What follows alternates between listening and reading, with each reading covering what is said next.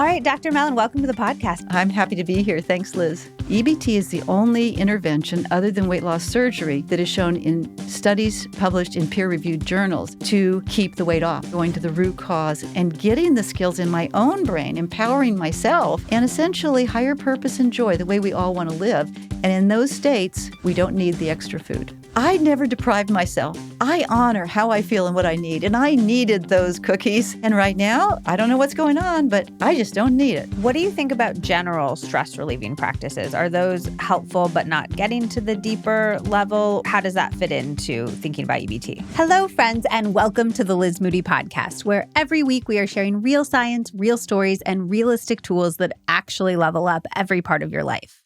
I am your host, Liz Moody, and I'm a best-selling author and longtime journalist. Today, I am so excited to welcome Dr. Laurel Mellin to the podcast. Dr. Mellin is a professor at UCSF, and she is the New York Times best-selling author of multiple books, including most recently 1, 2, 3 Joy, easy, natural weight loss that is scientific, proven, drug-free, and fun. She's one of the founders of a revolutionary technique called emotional brain training, which is actually the only intervention other than weight loss surgery that is shown in peer-reviewed studies to help people lose weight and keep it off. It is huge, and I'm not sure why more people are not talking about it, but I knew I had to create this episode for you. We are going to get into exactly what EBT is and the specific techniques that you can use to rewire your brain to break any bad habits and experience a lot more effortless bliss in daily life in this episode. All right, Dr. Mellin, welcome to the podcast. I'm so excited to have you here. I'm happy to be here. Thanks, Liz. Your research is so relevant to so many people, and yet I had not heard about it until recently. Not enough people are talking about it, so I'm so excited to dive in today. Let's start out with, can you explain what EBT is and how it works for weight loss to me like I'm 5 years old? EBT is a method of processing emotions that can be applied to rewiring the circuits in the brain, the major circuits in the brain that control everything we do, mental health, physical health, obesity, and turn those circuits that are spewing all sorts of chemicals that make us overeat and feel lethargic and be down on ourselves into circuits that actually create joy and purpose and a whole chemical construct that soothes our soul and makes us satisfied so we don't need the extra food and we don't tend to pack on pounds. And I want to just be super clear on this because it feels huge. And again, I have not heard anybody talk about it before. You said research has shown that the 8 major chemicals that drive overeating and weight regain, GLP is but one of them, are all stress activated. So basically, every chemical associated with overeating is associated with stress. It's activated by stress. Is that true? That is absolutely true, because we know that just because we have hunter-gatherer ancestors that actually were involved in the evolution of our brain, that way back then, everyone, when they were stressed, were typically hungry. And they were going to die from undernutrition. So our genes are set up that whenever we're in stress, we're going to activate a chemical cascade that will make us hungry, will make us overeat, and will take whatever we do eat and store it as fat. So essentially, even though it used to be that everyone thought, well, some people have a genetic propensity. Yes, that's true. But all of us as humans have a genetic propensity when we're stressed to overeat and gain weight. What that means is the circuits in our brain that control stress are the focus of treatment for weight. It is absolutely clear that even though we think that we should shoot up with a particular chemical, or that we should try to force ourselves to eat healthy, that is actually not the solution. The solution is to go to the root cause of the stress chemicals, because it's the stress chemical cascade that gets us in trouble, and go to something called the amygdala. The amygdala is in the emotional brain. It stores all the circuits that tell us what to do. If I'm upset in this way, this is the chemicals that are going to come out. These are the emotions, thoughts, behaviors, and this is how I'm going to cope. And some of these circuits in our amygdala are fantastic. They're called homeostatic circuits. They're all the chemicals that make us healthy and happy. But all of us have a few of these chemicals that are not so good, and they come from the other kind of circuit. They spiral us down. And the chemical effects is to take us into health and unhappiness and cravings and overweight. Everybody's got an amygdala with some of those health-promoting circuits and some of those that are harmful. What we do in EBT is we say, let's switch off and rewire the circuits that are faulty, because the faulty circuits are what cause these 8 chemicals to go haywire and make it virtually impossible for us not to have cravings, to be depressed, to seek food for comfort, and to pack on those pounds. The way we can control all those chemicals is by switching off the stress response. You want to think about how victimized all of us are, and 75 to 80% of people are stress eaters, have struggled with eating and weight for a lifetime. I got my food circuit when I was 11. I was teased at school, and I came home, and my mother was at home. That was the day when mom stayed home more, and my mother was there. I didn't know how to tell her. I was ashamed I was.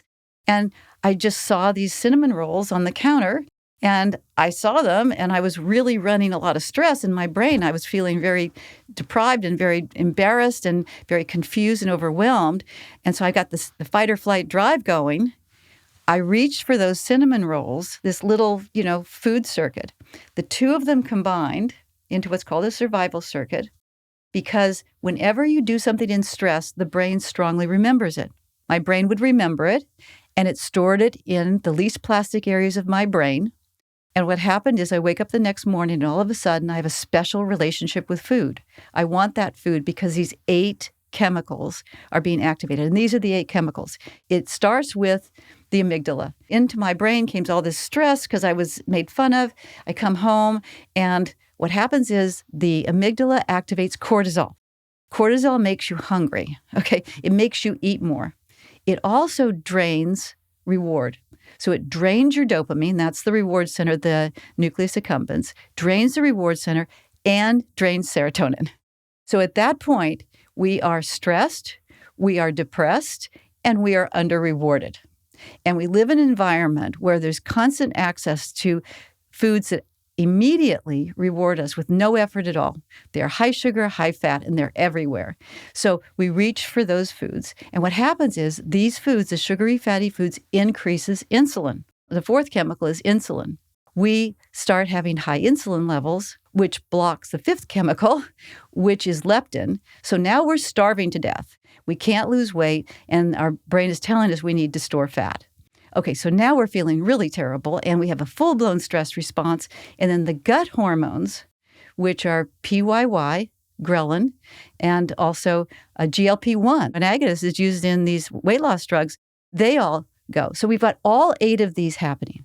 Now, any natural solution that's going to be lasting and not create dependency is going to be based on changing all of those 8 chemicals. Well, you're not going to take 8 shots. So what we do with EBT is we switch off and actually erase, rewire the circuits that are causing it. If you use a weight loss drug, because I really believe in people doing whatever they want, but they should also know why there are dangers involved, because the body and the brain are very interrelated. And it means that one chemical is not a lone island. All the chemicals affect other chemicals. Instead of switching off the stress response with emotional brain training and activating essentially the regulation of all 8 chemicals, because if you're not stressed, you're going to go back to other ways that are more health promoting. You just inject one chemical. That's an imbalance. That's not a complete solution. Plus, you're dependent upon the drug because you haven't solved the problem. The problem is wires in the amygdala to rewire, not an injection. So you'll have more consequences, and then you feel like you can't get off the drug because, in fact, when you do, you regain the weight. EBT is the only intervention other than weight loss surgery that is shown in studies published in peer-reviewed journals to keep the weight off after the treatment ends, which means we've gone to the root cause, the emotional brain. The emotional brain, the amygdala in particular, is the ruler of our eating and weight. So that's why we target it. In your mind, why has obesity risen so much in recent history? Because the environment has become so toxic. Unless we reset our skills to process emotions that go down to the toxic stress-induced experience and change it, we will be either overweight or depressed or using another external solution, another addiction. That's just the way the brain works. The problem is stress. It's not that the old methods didn't work in 1980, but the research shows that starting in 1980, they didn't work anymore. The stress level for all of us, the shared stress of the speed of change, the information overload, the amazing temptations was so high that all of the stress-related conditions started rising. And you can tell it best with obesity because you can actually measure it. It's harder to measure incrementally anxiety, depression, and other addictions. The idea is it started going up and nobody did anything. And then by 2000, 2001, it started going up more. And now with the pandemic, 2008, and then the pandemic, it's off the charts. So this is what's happening with emotional brain training. People are flocking to it because what they're saying is, okay, I get it. I can't take one more medication. I can't go to 3 therapy sessions a week. Or if I want to do any of that, I want to bolt on going to the root cause and getting the skills in my own brain, empowering myself to be able to process whatever comes my way back to a state of deep connection and essentially higher purpose and joy, the way we all want to live. And in those states, we don't need the extra food. We just had a doctor on this podcast talk about our metabolic health, and she would say that there's so many reasons that we are in this epidemic of obesity right now. But one of them is that ultra-processed foods exist in far greater amounts in the world than they have at any time in history. And these mess with all of our neurochemicals. How does that sit with EBT? It's very simple. The science is that there is a stress triangle in the brain. And what that means is if you turn off those wires that make you overeat, those chemicals that are driving you to overeat, I could be sitting here with you in a room filled with cakes and cookies and chips, and I could care less. Even if those cakes and cookies and chips are literally engineered to mess with those neurochemicals. Exactly. Would you like to know why? Yes, tell me why. There's something called survival circuits in the brain. They're the ones that we attack first with emotional brain training because they're the ones that essentially combine a fight or flight drive and the chips.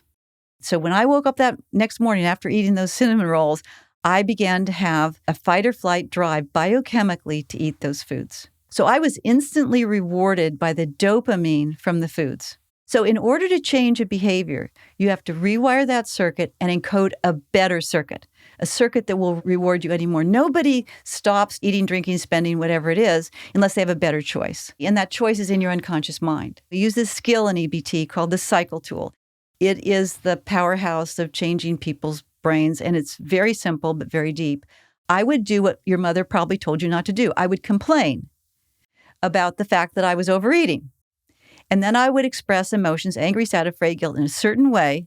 And what happens here, I'm complaining with my thinking brain, but the problem's in my emotional brain, in my amygdala. So it would essentially unlock by expressing emotions in that way, really for 1 minute or 2 minutes. It essentially opens the circuit, and the circuit includes a drive, like a message that says, like, I get my safety or my power or my protection or whatever it is, something, a basic need, existence, from stuffing myself with sugar. And that is telling me that, and those chemicals are driving me. And so, of course, I'm going to have the chips right there, okay? Because I'm being immediately rewarded externally by the chips, and then biochemically I'm driven. So I find the exact words, and it has to be the exact words. Now, all of us think about what is causing me to overeat, and we have ideas and insights. Those insights plus 5 cents give you a nickel. They're worth nothing because the real message is in the unconscious mind. And what EBT does is allow you to very quickly find out what your unconscious mind is telling you. And once you have that exact words, like this one woman recently was saying, I get my mothering from stuffing myself with food until I feel complete. Whatever those words are, they're different than what you really think your issue is. Once you have those words, they're magical because all you do is confront them with the opposite, the healthy opposite. I cannot get my mothering or whatever it is from stuffing myself with food. You change it into a circuit of higher purpose. I can get my mothering or safety or power or whatever from connecting to the deepest part of me. This is an emotional and spiritual experience, the deepest part of me. And in that state, you are in perfect biochemistry. All of those 8 chemicals are not being activated. And so the drive goes away. And I'm going to do it for higher purpose. Once you do it for higher purpose, and the 7 purposes within EBT are sanctuary, which is peace and power from within, authenticity, vibrancy, integrity, intimacy, spirituality, and freedom, the thought of those higher purposes activates reward chemicals that are better than chips, because chips only last a few minutes, maybe an hour. But that higher purpose that's now embedded in your amygdala is with you all the time. And so you look at the chips and you say, I don't think so. I don't want that. Not that you're depriving yourself, but you're being chemically affected, turning off those 8 chemicals and giving yourself that dopamine and that endorphins from higher purpose. And you don't want it. In fact, you think it's rather revolting. This is something that we record over and over again, thousands and thousands of people. I was just talking to someone the other day. It's a woman who just came into EBT. She just got into an EBT support group. She had just been using the app and listening to her certified EBT provider for a couple of weeks. And she said, I have had a sugar eating circuit since I was 20 years of age. She was in college. She was really stressed and she reached for sugar and she got that circuit. And she says, in 2 weeks of EBT, what I did is I found the exact message, I confronted it, I broke the circuit, and at some point when the circuit's broken, you will notice a change in your behavior. So with EBT, you never try to not eat the chips. If you want chips, have them. You're going to have them anyway, at least I would. What you do is you focus on using these emotional tools to demolish that circuit, and you have proof that you've demolished it when all of a sudden you go to the refrigerator and you're sure you're going to get the ice cream. Maybe you go to the freezer, or maybe you go and have some leftover pizza and you open the refrigerator door. That's what she did. I opened the door and I looked in and I thought, that's weird. I don't even want it. And that gives you evidence that you have security. You've gone to the root cause of the problem because the circuit is gone. Which is so different than dieting because you are eating to the point of nourishment, but you're not eating beyond nourishment or things that aren't nourishing you in the first place. Exactly. And remember, every time you put that food in your mouth, never blame yourself because you have been taught by the system that is here now, the medical system and the commercial weight loss program system, that the problem is the food. The problem is not the food. As long as you're not addressing the circuits, you're going to be eating the food. And if you deny yourself that food, that's sad because you absolutely need those chemicals. And you haven't moved to demolishing that circuit so you get your chemicals met the other way. So essentially, when people come into EBT, we just say, get into your support group, start warming it up with other people helping people help themselves. It's a combination of warm connection, someone just listening to us while we take those 5 minutes to process our emotions, and science-based tools that conform to the exact resiliency pathways in the brain. That combination is what works. And then just watch the magic unfold. And what people do, and this is to answer your other question about health problems, people do is they come in, they usually want to rewire their food circuit first. So they want to get rid of it. So once they rewire their food circuit and they can see that food has lost its power over them and they're not taking an injection, it's all natural and it's in their own brain, then they say, hey, you know what? I have some other circuits too. And so they rewire their mood circuit, maybe their relationship circuit, their work circuit, their procrastination circuit. They typically rewire 4 major circuits in their brain because there usually are 4. What that does is it lifts up something very important, which is the set point of the brain. Most of us have a set point, and here's the number system. We call it the EBT 5-point system of emotional and behavioral regulation. Your set point is at 1, that's the top of the brain is in charge.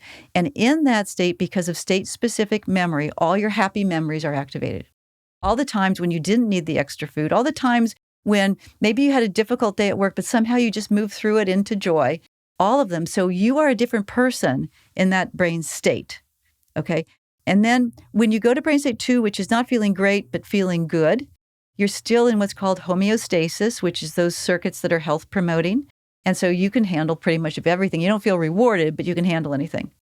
Right here at about your cheekbone, that's where the level 3 is. And that's where you feel a little stressed, kind of scattered, maybe anxious, maybe overthinking. 4, definitely stressed, maybe depressed and stuck. And 5 is the very bottom of your brain where the reptilian brain is in charge. And at that point, you are flat out overwhelmed and lost and confused. So everyone has 5 different levels of stress in their brain. There's 5 different emotional techniques, one for each tool, because The emotions are different in each state. You say to yourself, I am going to notice when I'm not in joy, not at brain state 1. And whenever I'm not, I'm going to use the app and I'm going to switch up to 1, where your optimal chemicals. But overall, the program lasts 6 months to a year, and you raise not just the state of your brain, you repeatedly change your state so you feel great and rewire whatever circuits are there until your brain naturally stays at a set point or a habit of brain state 1. Let's just circle back for a second, because you said something sort of offhand, but you were like, if you don't eat the chips, you'll feel stressed and you'll feel sad because you are reliant on those neurochemicals. You have to get them from somewhere. I just want to sit on that for a second, because I don't think I wasn't at least making the connection between, oh, I'm using these things to alter my neurochemical state. So of course it's hard for me to deprive myself of them, because then I do feel worse without them, like truly physically worse, because these neurochemicals are not available to me. Exactly. That was like a little bit of an aha moment to me, which is why it's so hard to not reach for them, because it feels silly to say I would feel depressed or I'd feel stressed when I'm not eating this donut. But you're saying that's actually true on a physiological level. Absolutely true. And that's why when people start, they are told, do not diet, eat whatever you want to eat. But before you eat, use the tools. We call it spiraling up from stress to joy. It just takes a minute, and turn off those chemicals. And then go ahead and eat whatever you want to eat. Never deprive yourself. Because the whole point is to see when you've used EBT long enough, maybe it takes 2 weeks, maybe it takes whatever it takes, so that you have no interest in the food, because then you have verification that you've changed the wire. Love that. I think that's so fascinating. And then you said you have these 5 emotional states, and they correlate with physically different states in your brain. Is that correct? Exactly. Can you go through those again? What are the 5, and what actual part of your brain are they activating? Great. So from top to bottom, there's the neocortex, the limbic brain, and the reptilian brain. All of our circuits, even though they are stored in the amygdala, when it activates a circuit, puts a certain brain area, it's called the physiological brain state, in charge. Imagine you have a file cabinet in your brain, and you've got your 5 circuits, which are the reptilian brain, the 4, which are in between, the 3, which is the limbic brain, and the 2, which is in between, and the 1 that is purely neocortical. Healthy adaptive memories at the top, and it goes down all the way to the 5, where the addiction circuits are. So all day, are we moving in and out of these 5 states? Absolutely. You know about heart rate and heart rate monitoring, that the heart rate is always changing. More so, the physiological brain state is always changing. It's perfectly normal to be in all 5 states in any given day. And it's not even bad to be at 4 or 5. This is really important. And this makes me tear up, because I went through 20 years where I had my food circuit before I rewired it. And I know the pain and agony I went through. But the issue is, people in a traditional program will tell you, eat healthy, be happy, try to stay in that happy state. Actually, that makes it worse. Because if, in fact, you want to rewire your food addiction or your strong drive to overeat, you have to go down into the stress momentarily, just for a moment. Using EBT takes 1, 2, or 3 minutes. Stress activate the circuit. Otherwise, it stays closed. The synaptic connections between the neurons are closed. It will not change. You've got to stress activate it so the neurons begin to be open to change. The synaptic connections are fluid. And then in that state where they're fluid, you give it a different message. People don't do that, because if you don't have the emotional skills to get quickly out of that state, you're going to get stuck in it and you're going to be in a bad mood all day. The current programs that are not treating the stress, the emotional circuits in the brain, force you to be better and better and better on your diet. Meanwhile, the circuits in the 4th and 5th drawer of the brain are getting stronger and stronger. And then boom, all of a sudden something happens in your brain and you're back to binging or back to needing that food like your life depended upon it. And then we blame ourselves. So you said that we need to get into that 4 or 5 state and then be able to get back out of it. And you said that it only takes 1 to 3 minutes. Yes. Can you explain what that might look like? The reason that we can't get out of that state is because when we're at 3, 4, or 5, the emotions are very difficult to process. If you're at 1 or 2, you're in homeostasis. And so you say, how do I feel? I feel sad. I need to cry. I feel happy. I need to share that. We know how we feel and what we need. The emotions are actually biologically based on helping us understand what we need to survive. They're accurate. Once you go into the stress zone, which is called allostasis, what happens is the emotions are scattered, stuck, or toxic. Two things happen. Number one, the emotion themselves does not tell us what we need. They just tell us that we feel bad. Secondly, the stress chemicals activated by that circuit take the thinking brain offline. So we can't self-regulate very well anyway. So we have these gargantuan emotions. We have this thinking brain that's not working. And so what do we do but go get some food or any of its substitutes? The purpose with EBT is we have cracked the code on how to dissemble those scattered, stuck, and toxic emotions very quickly. It takes 6 months to a year to get your set point up to that joy state. And so you have lasting results. They see results right from the beginning. It is a new paradigm that is really based on one thing, neuroplasticity and neurophysiology. And when you are true to those, the process is extremely different than cognitive or mindfulness programs. You start by being a kid, and you start by sitting up in your chair, and you're not just talking about your thoughts or your insights, you're connected to your body, and you're frustrated. And in 5 sentences, you complain. You say, the situation is, last night I overate and I'm completely out of control of my food. You don't express feelings here. You're trying to get more stressed. And when you do that, you activate the circuits at the bottom of your brain. You have to be stressed to activate them. And so you say it in just 5 sentences, not anything long.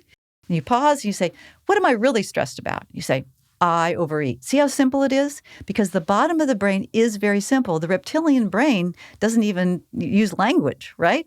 So it's very simple. So I complain, I overeat. Right then, if I didn't have a way to process my emotions, I would just go to the refrigerator because I'd be stressed. Instead, we use the natural flow of feelings, a big burst of anger. I hate it. I feel angry that I do that. I can't stand it. I hate it. You can do it louder to yourself. Can't. And what happens is 2 things. That anger procedure that takes, 20 seconds, essentially activates the very bottom of the brain. So the most damaging circuits are now unlocked and ready for rewiring. And then it dissipates the stress. So you're back to about a brain state 2 or 3, and you feel pretty good, and your thinking brain is online, so you can follow the rest of the procedure. You say 1 sadness, 1 fear, and 1, hey, I do have some power here. Why don't I just, and you imagine what you could do. This is the magic of it. At that moment, the unconscious mind opens up and tells you the precise message that the unconscious mind is giving you, that you need that information in order to rewire it, and it floats up to your thinking brain, and now you have what you need to rewire it. And then you check it out with your neocortex, your thinking brain. You say, that's the message coming from my unconscious mind. Does that ring true? And if, in fact, in your body, you know it rings true, that means the message in your unconscious mind matches the words in your conscious mind.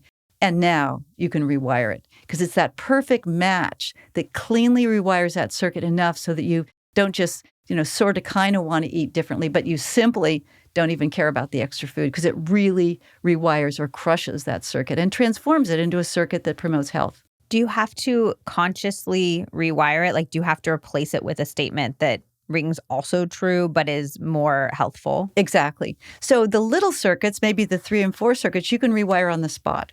But most of us who have struggled with eating and weight, these are deep in the brain. They have been encoded through trauma. And sometimes we don't even know when the trauma was, but it makes us just go numb or on a false high, or it could really, we know because we're depressed or anxious. Essentially, the strong circuits that are the 4 major circuits, we want everyone to rewire 4 circuits, typically the food circuit or another habit, a mood circuit. Everyone has a mood they get stuck in. Everyone has a relationship pattern they suck in. And we also have a program for stress overload for people that don't have eating and weight problems.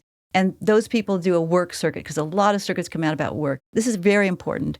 People who have struggled with eating and weight, the 4th circuit of the big 4 that they rewire when they come into EBT is called a body circuit. Our relationship with our body is extremely important to our relationship with ourselves. And what we're doing in EBT is rewiring our relationship to the love inside of us, to the connection to our source or our spiritual connection or the deeper meanings of our lives. What happens with the body circuit is when we've been out in society and people have criticized us for our weight or judged us for our size, we internalize that and we start judging ourselves.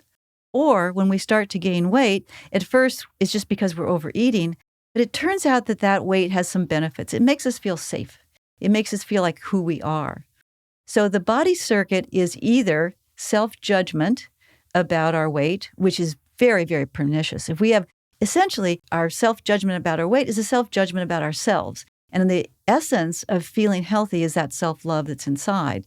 So if we don't have that self-love, but we're judging ourselves, that creates a lot of stress.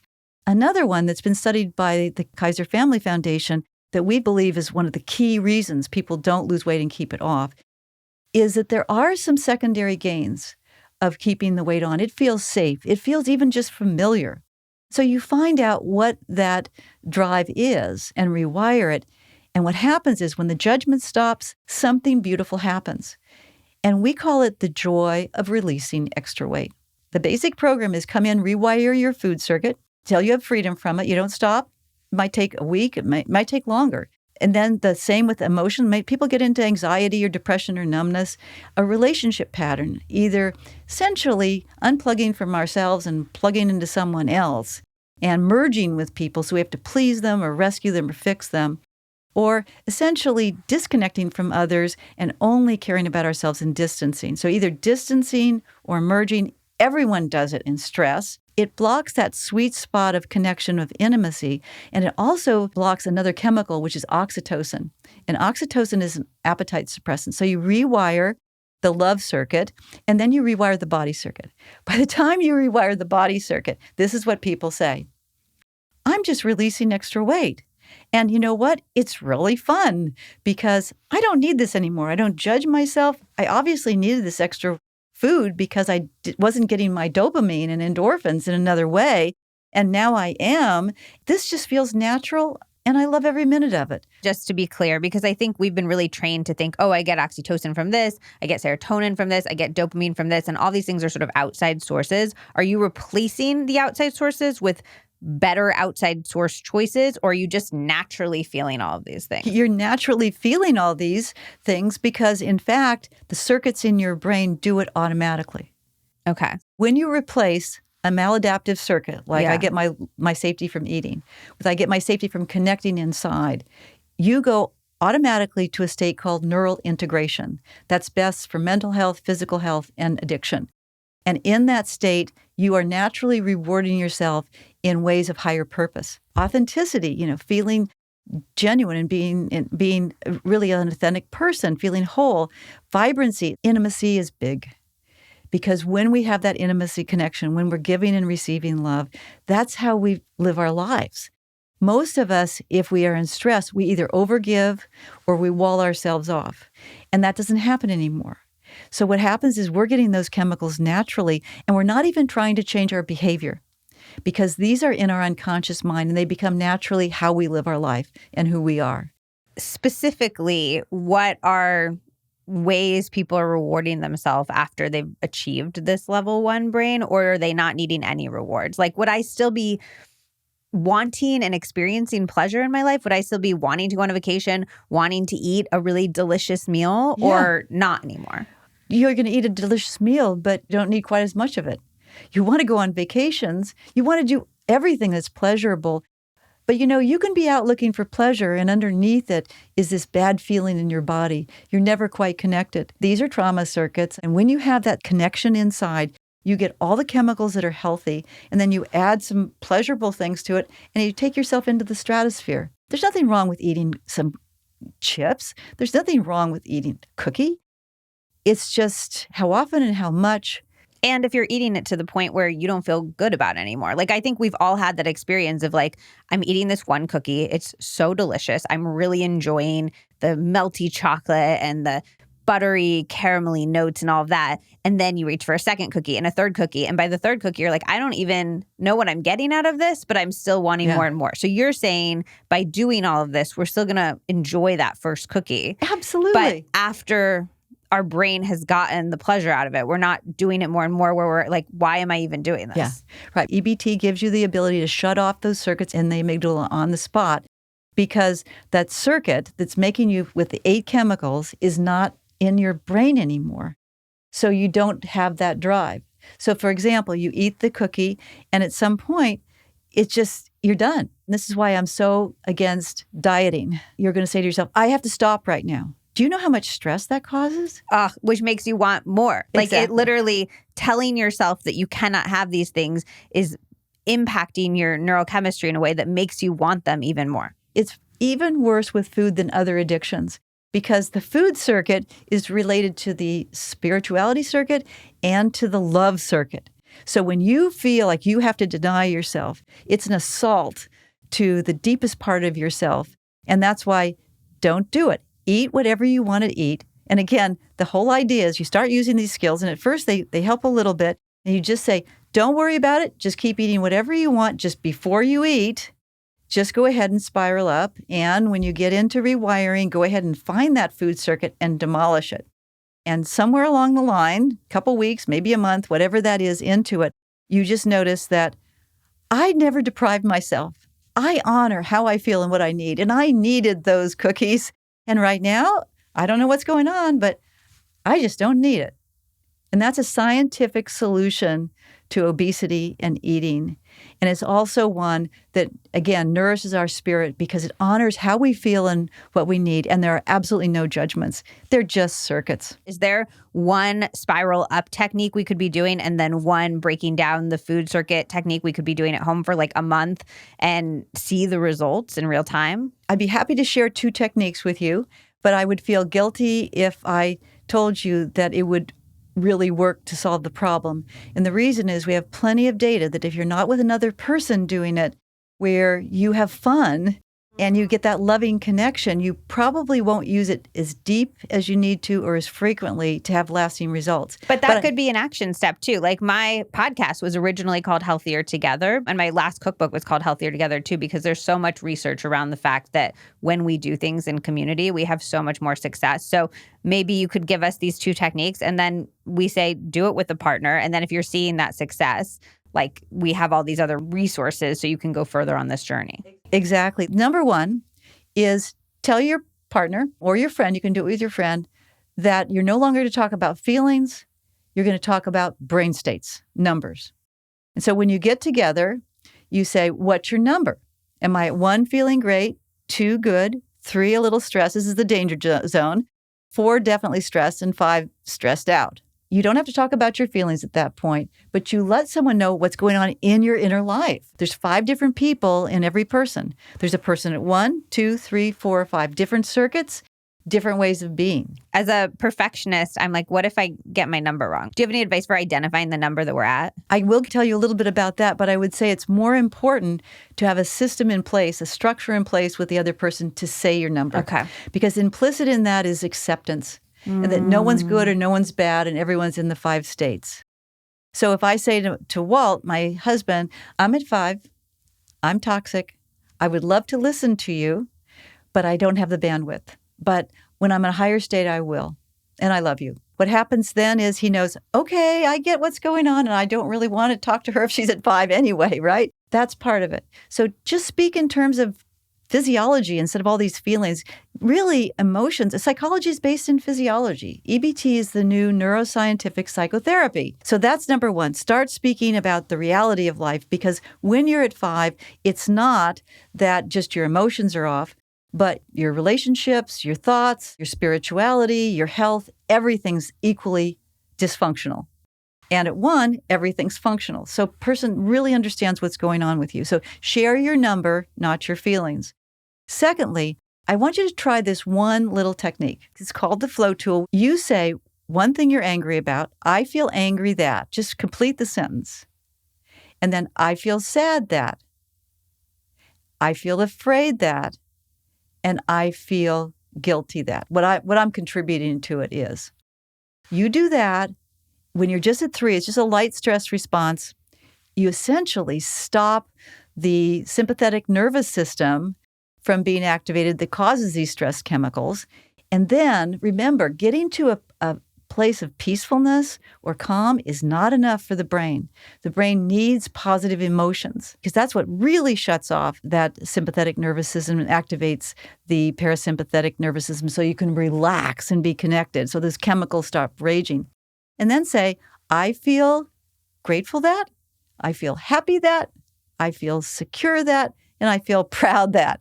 And by that time, you're going to turn your attention to your body and you're going to notice sensations in your body that are associated with brain state 1, optimal physiology, and you're going to say, wow, that really works. How does that interact with the fact that you said talk about your number, not your feelings? That's the feelings process. In other words, the self-regulatory process for brain state 3. If you are in brain state 3, you can try this technique. Exactly. And the result of the technique in the simplest terms will be? Brain state 1, joy.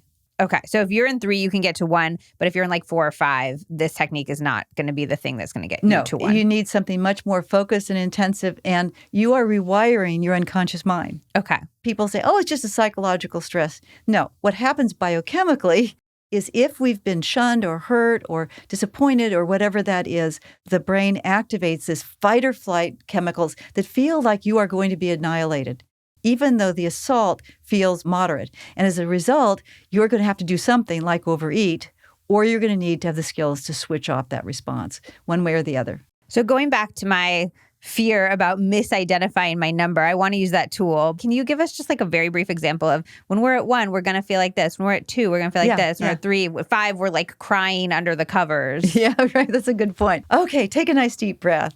At 1, you feel connected to your body and you can see me, a glow in my eyes, maybe even a little bit of sparkle of tears. You can feel a glow all over.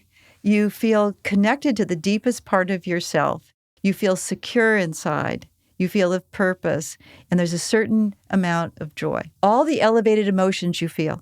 You can feel love, compassion, gratitude, hope, forgiveness, awe, and joy. And these are the elevated emotions. Kind of the things that we're trying to get when we're like eating all the cake and looking for that alcohol or scrolling on social media. We're trying to feel these things, but they're not actually making us feel them. And it's 1, 2, or 3 minutes away. So that's state 1. State 2, both of these are homeostatic, which means good chemicals, which means the eight chemicals that cause overeating are not being activated.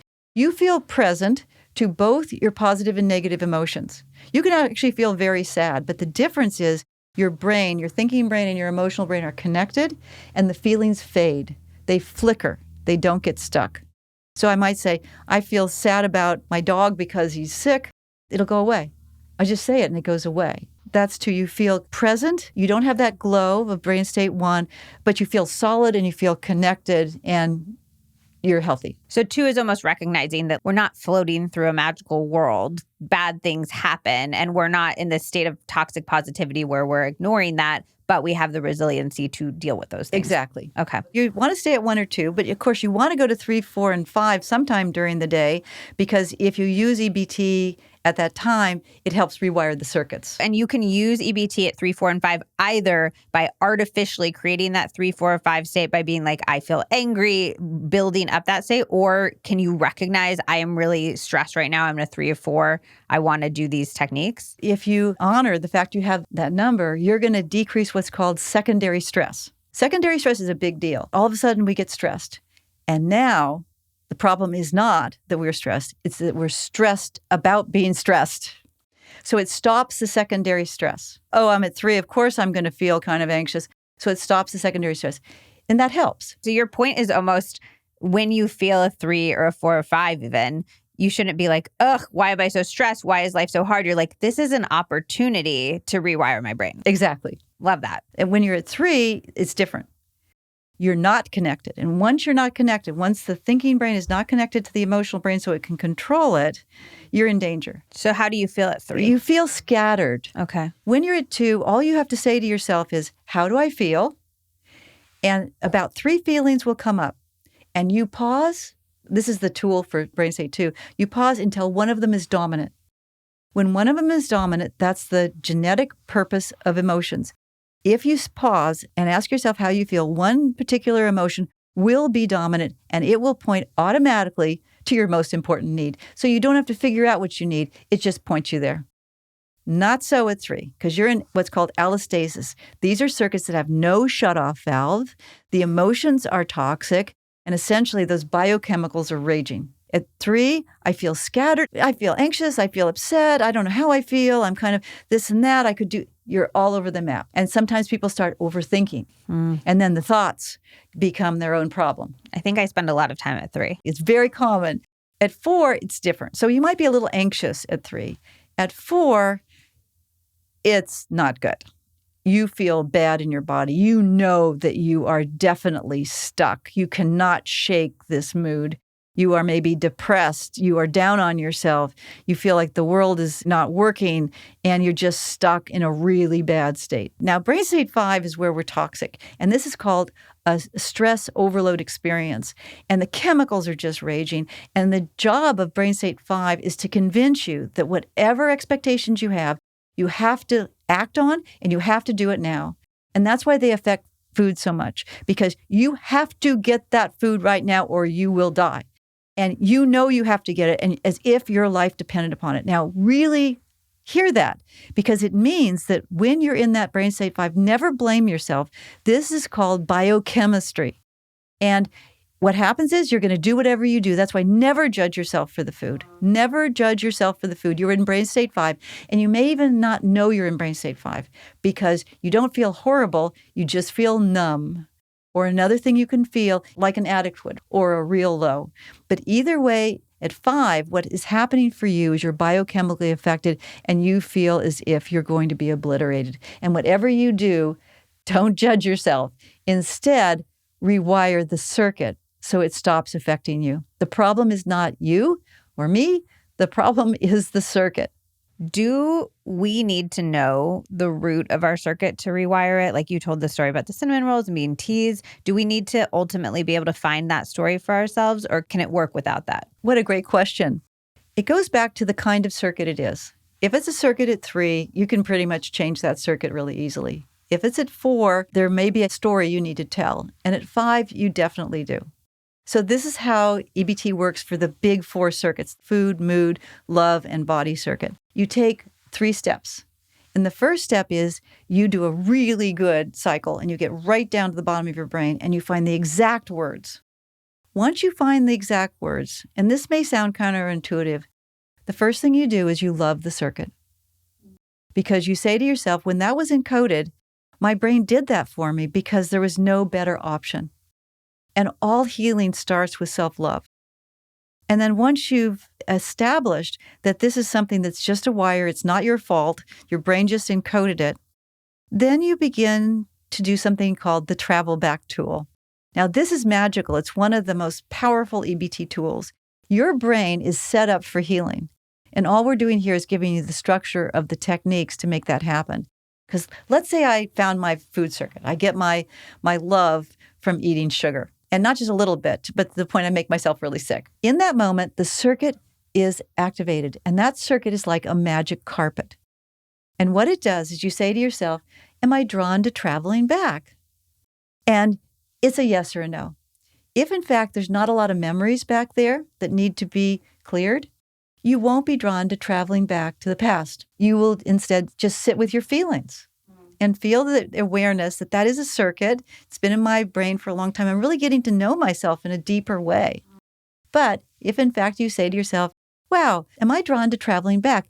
You don't have to answer that question with any checklist. Your body will tell you because it wants you to heal. And if it's better for you just to sit with it and be aware of your feelings, that's what you'll want to do. If, in fact, it's better to travel back, some magical things happen.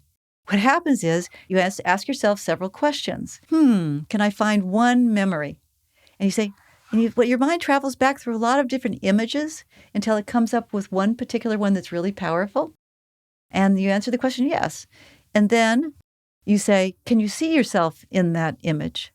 If you say, yes, I can. Can you find love and compassion for yourself? You say, yes, I can. And then finally, do you feel drawn to stepping in, you, the older, wiser person, stepping into that previous you that's in that image and giving that person the safety and love and wisdom that you needed at the time? If you answer all 4 of those questions with yes, you have what's called a reattachment experience, and you can rewire the circuit right in that spot. If no, you don't feel that way, you're going to need to use the EBT tools of processing the emotions to clear away what we call that emotional clutter, because your brain will not let you release that circuit for good until you've gone back a little bit to that time and learned some lessons so that you will never not take care of yourself again. You'll never let someone harm you again. You will speak up for yourself in a new way. So it's very self-protective. And what it does is it leads to, I don't believe in clearing out all the emotional clutter from my childhood. I mean, I have other things to do. But what EBT does is it takes you just to that piece of clutter that is most productive to process so that you have freedom from it and you're at peace inside. What would you say to somebody who doesn't really remember their childhood? No problem. Okay. If you don't remember it, then it's not there to rewire, and don't worry about it. And you'll just sit with those feelings and have compassion for yourself. And also, many people have circuits that are not encoded in one event, but over time is learned, and they won't have those travel back experiences. So essentially, your brain will tell you what's best. You don't have to figure it out. And the tools of EBT give you all the options. So you'll be able to listen to your body and know exactly what to do. One of the things that I think is so fascinating is how much we are continuing to wire in these faulty circuits. Like if every time we need safety and security, we're eating a donut to get that, then we are wiring in that circuit that the donut gives safety and security. Exactly. Yeah. That's why if you don't go to the root cause, to the amygdala, instead and say, hey, I'm going to have fun here. I'm going to learn how to rewire my unconscious mind and clear this out so I have freedom. Essentially, you're pushing it down the road. And those other circuits are getting stronger. And at some point, people just give up. And they just say, all right, I'll just be on as many medications. And I'm just going to be miserable with my food. This method is so powerful and so exciting to use and so liberating that it's not about you, that you can do this wiring work and you can start changing pretty quickly. What do you think about general stress relieving practices? Are those helpful but not getting to the deeper level? Or how does that fit into thinking about EBT? There's nothing wrong with it except for one thing. I don't encourage it in the first 3 months of EBT when you're really getting at that circuit because you want to be stressed. Can you end us with just one homework assignment, something that anybody can do the second they turn off this podcast to begin to tap into some of the benefits of EBT? The first thing is an energetic change. I want you to forgive yourself for all the things that you've done that you say, why didn't I eat better? Why didn't I do that? Why didn't I do this? And appreciate that the science shows that it's about circuits in the emotional brain and nobody has given you the skills to know that and to do something about it. So start with forgiveness and appreciate on the day you were born, you had all the inherent strength, goodness, and wisdom you would ever need to stop having a weight problem. You just would. And now you have the skills to move forward. And then start tomorrow morning. And when you wake up, say to yourself, hey, what am I doing with my day? And what I want you to say is, I am creating joy in my life. And whenever I'm not at that brain state 1, I'm not going to blame myself. I'm going to say, hey, that's just a wire. And I can rewire it when I get around to it. I don't have to do it now. And secondly, during that day, notice sometime when you're a little stressed, you're at brain state 3, and then follow this formula and see what happens. I feel angry that. I feel sad that. I feel afraid that. And I feel guilty that. And notice the shift. And then go to the positive emotions. But I do feel grateful that. I feel happy, even a little bit happy that. I feel secure that. And last, I feel proud that I. Those 8 feelings, you're beginning to break up those circuits in the bottom of your brain and spiral up to a state of connection. And you will feel that sense of joy and pride right in the moment. Can I ask one tiny clarifying question? Yeah. Do they need to be related at all? Can I feel guilty that I'm a bad friend, but proud that I'm successful at work? This has to do with the 5 levels of stress. If you're at 3, the brain's going in all directions and the topics will be different. Okay. And that's okay. And it's fine. If you're at 4, the brain is saying, okay, there's a threat here. I need to do something about it. And they will all be on the same topic. Ooh, so it's a signifier of what level you're at. And if you're at a 4, this is probably not the tool for you at this moment. Okay. That's actually really helpful and wonderful. If people want to find out more about your work, about EBT, where should they go? The website is ebt.org. And right there, you can sign up to get into a support group with all of the program. We have daily support where you can drop in with a certified EBT provider every single day and be listened to and taught how to use these skills, in addition to your weekly group. Also, there's a new book on EBT called 1, 2, 3 Joy, which gives you all the science and the practice of EBT.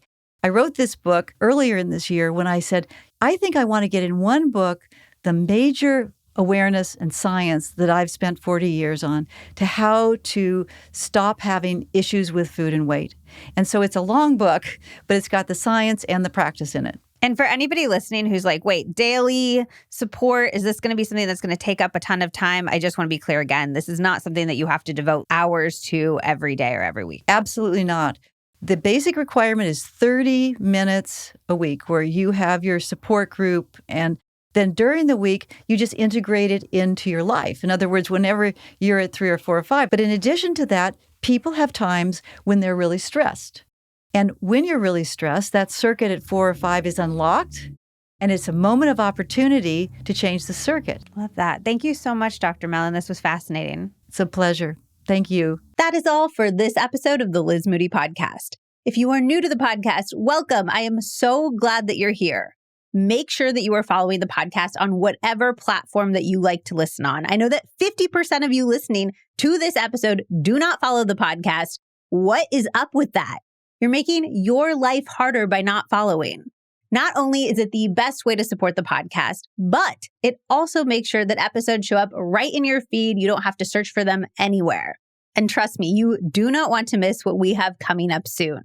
I will be delivering some incredible science, interviews, and advice every single Monday and every single Wednesday for you. Okay, I love you, and I will see you for the next episode of the Liz Moody Podcast. If you loved this episode, you would also love our episode on Ozempic with the New York Times bestselling author of Good Energy, Dr. Casey Means. This is a super balanced deep dive into not only GLP-1 agonists, but also how our metabolic health impacts our fertility, our longevity, our energy, how we feel every single day, and so much more. And these simple steps that we can all take to optimize our metabolism. I will link it for you in the show notes so you can listen to it next. Oh, just one more thing. It's the legal language. This podcast is presented solely for educational and entertainment purposes. It is not intended as a substitute for the advice of a physician, a psychotherapist, or any other qualified professional.